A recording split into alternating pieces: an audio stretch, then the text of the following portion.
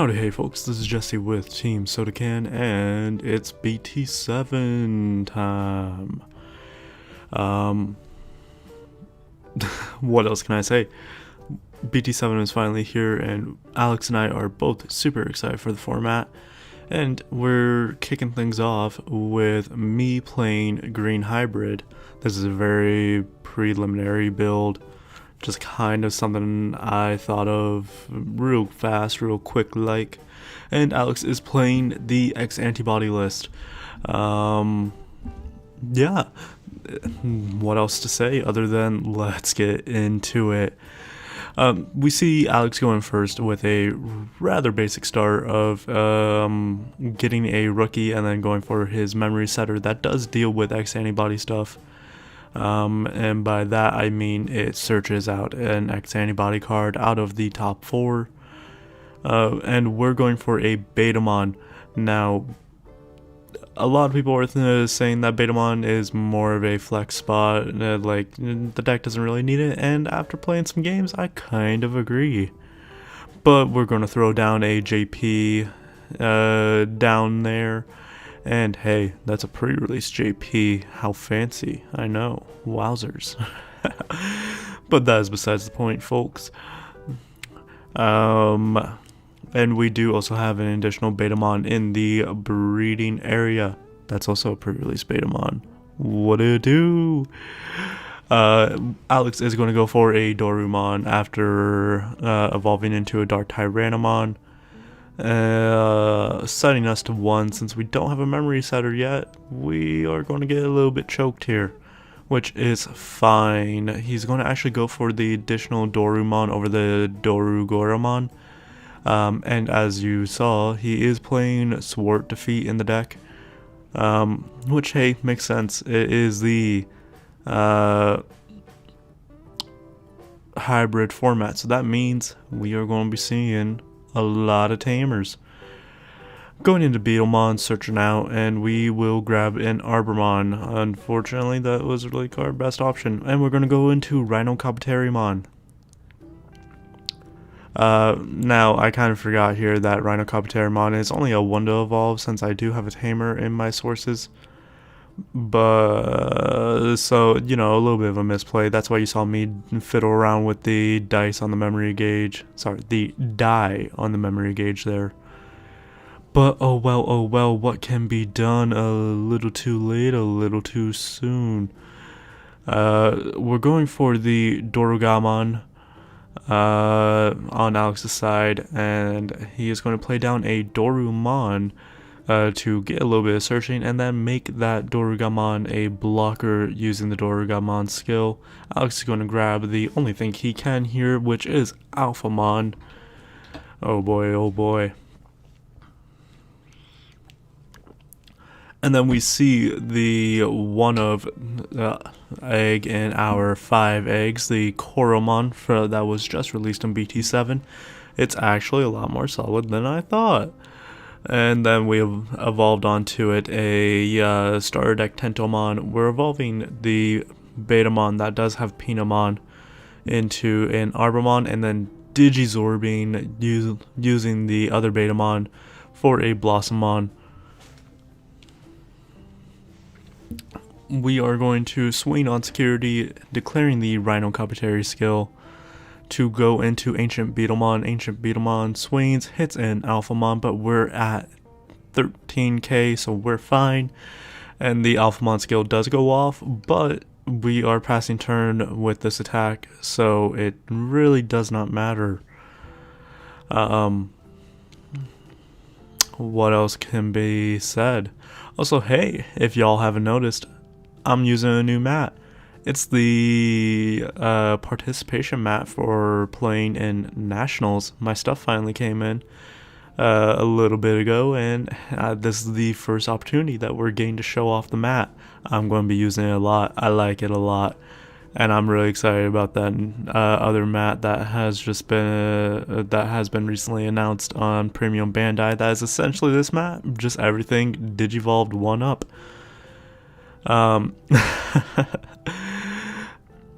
Alex went for a Doru Greymon play, putting, I believe, a Dorumon under there. Maybe a Dorugamon.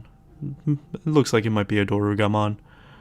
We're going to swing Tentomon, reveal a Terriermon off of a Coromon skill, and decide that we're going to leave the Terriermon on top, so that way we have a rookie to evolve into next turn. Alex is going to let that attack go through, but then choose to block the Betamon with the Dark Tyrannomon. We're going to Thunder Laser this other Dark Tyrannomon, and then swing the Ancient Beetlemon at the Dark Tyrannomon that doesn't have a Junkmon under it, so that way we're not passing turn with this attack. Trash the top card, and then Piercing. Piercing is fine. We are fine. Everything is fine. We do have this Blossomon here that we can be working with. It's just a matter of what we want to do. It truly is a matter. We're just going to go for a JP because we don't really want to swing into the Dark Tyrannomon as our way of passing the turn. While it is a body that will be taken off the board and a blocker that we don't really have to worry about, we do have multiple ways to suspend with Metal Kabuterimon, Thunder Laser, even Needle Spray, which I am running in the list, which I'm actually debating on taking out for just like one more Thunder Laser and then finding an additional card, because I am running 2 Thunder Laser and 2 Needle Spray in this current list that we are seeing.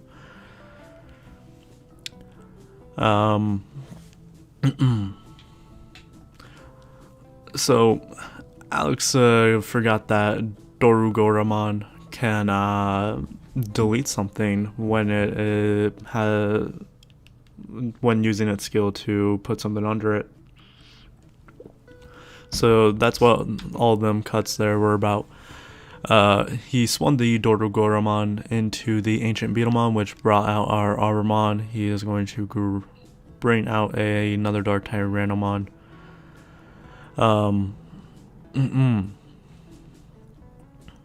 Sitting at 0 memory, let's see what he has in store for us.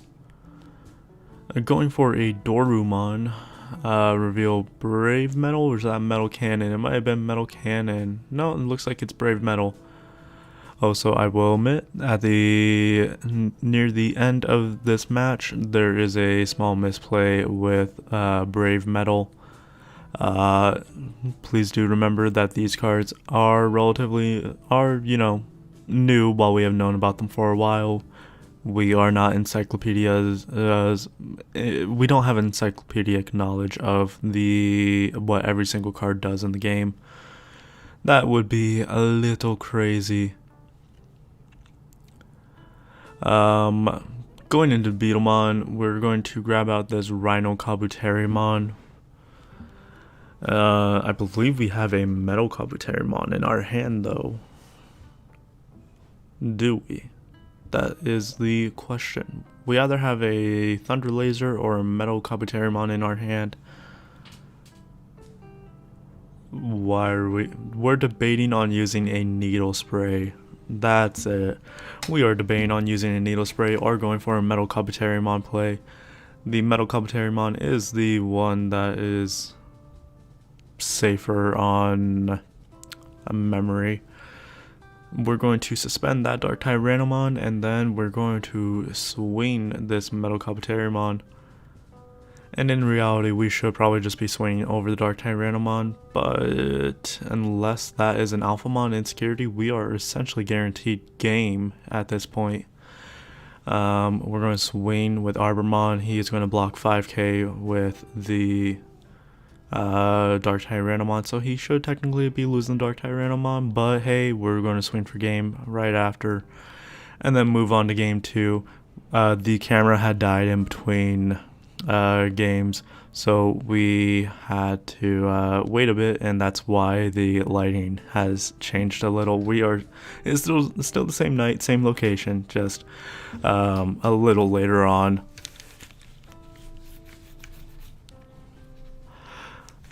A similar setup, just this time without a rookie for Alex. He went for a Kota right away. And we are probably, I believe we're going to evolve into a Betamon down in the breeding area. Yes, sir. And then we're going to go for a Pokemon that I believe we just drew off of the evolution, going down to 1. Here's a small misplay. I can grab that Mimi. What do? Not grab that Mimi. I don't know why. I just did not grab the Mimi. Pokemon can grab that Mimi. Why? No, pass Jesse. Don't grab the Mimi. It'll be important later on. Take this. Anyway. And then we just go for JP to pass on the turn. The Mimi would have actually been ideal there, because then we would have had a memory setter. We would have fulfilled been more memory efficient. But oh well, I digress. We're going to see Alex grabbing the Doru Greymon. Now, I know that this thing is not actually a Greymon, so why did the English translators give it a Greymon name? I don't know. I haven't looked up too much into it. I actually haven't even watched the movie that introduced like the Doromon, the like X-Antibody movie. I haven't watched it. And hey, we saw a proxy there because I forgot to swap Susanomon out from one of my other hybrid decks, because I only managed to get one during pre-release and out of the one box that I did open. And since majority of decks don't even run Susanomon or only run one Susanomon, I don't really have any intentions on picking up another one. We're going to go for Metal Copetary, suspending the Dark Tyranno, and then we're going to swing over Dark Tyranno with Piercing. There goes Dark Tyranno, there goes that Piercing check, and we're going to lose the Metal Copetary, unfortunately, but hey, what can you do? That is the game that you play. But we did get rid of something on Alex's board, and we're just going to go for another JP. Overall, we're looking in a pretty strong point. We're in a favorable position. Once again, going for another Dark Tyranno, and then going for the Doru Greymon. You love to see it.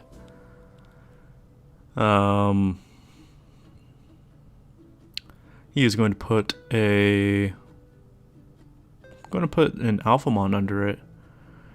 And then I believe he has a Dorumon under there, so he should have actually gained a memory, but he didn't.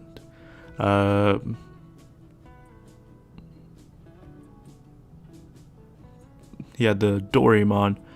I can't tell if that. I know at one point during one of these games he mentioned that he was supposed to gain a memory. But just forgot. So, hey, what can you do? We're going to grab another Metal Copetary and a JP once again. The Wombo combo of the deck. We're going to go into Rhino Copetarimon, remembering that it's only a 1 to evolve this time. And then I believe we have a Thunder Laser that we're going to use. Yes, we do. Thunder Laser on the Doru Greymon. Alex is going to suspend the Doru Greymon. Thank you, good sir. And then I think really we could also just swing the Betamon in security, so that way we get that extra check, and we would end up putting Alex down to 1 security this turn. But we don't. If that was the route that we did, it looks like we would have lost the Betamon maybe. But ain't no big thing. Ain't no big thing. Going to be grabbing the only thing he can grab, the Dorugamon, it looked like. The issue that X-Antibody currently has in the BT7 format is just that there's not enough of it. You have 2 level 6s to choose from, and then when it comes to stuff that actually works together and is compatible, you only have like 1 level 5, 4, and 3 that you can really make use of. It's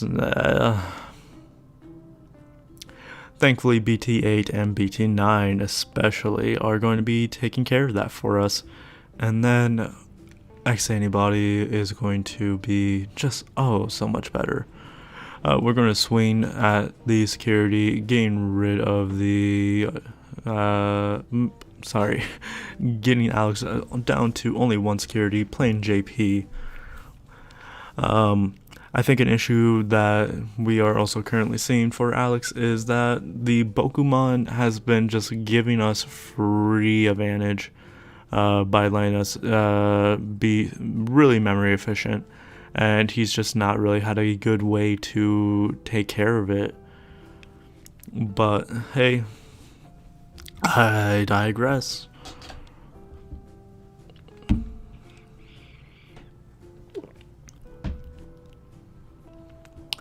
And is this what I think it is? Yes, it is. It is the misplay that I was talking about with Brave Metal. Didn't read the card properly, which also shame on me. I didn't read the card either. Alex thought as long as he had something with X-Antibody, he could just delete anything. No, the thing with X-Antibody does need to have 5 Digivolution cards or more. But hey, it in reality won't really matter. He gave us a butt ton of memory, and we're going to go for Metal Kabuteri and end up at 5 memory. To suspend the Mechanori, we're going to swing on in there, and then we're going to Terriermon for game. But hey, that's going to be it, folks. Thanks for tuning in, and we'll catch you next time. Bye bye.